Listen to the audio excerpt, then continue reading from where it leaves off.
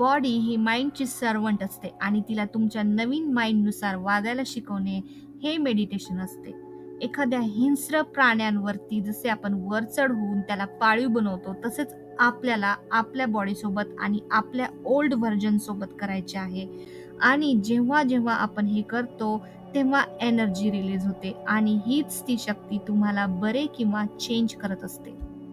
यालाच breaking the habit of old self and reinventing new self असे म्हणता येईल. म्हणजेच तुम्ही तुमच्या ओल्ड व्हर्जन पासून स्वतःला तोडताय आणि नवीन व्हर्जन सोबत स्वतःला जोडताय. या प्रवासात आता तुम्हाला माहिती झालेलं आहे की तुम्हाला नवीन विचारांवर फोकस ठेवायचा आहे. तेव्हा तुमचे नवीन न्यूरॉन्स अधिक अधिक स्ट्रॉंग व्हायला लागतात.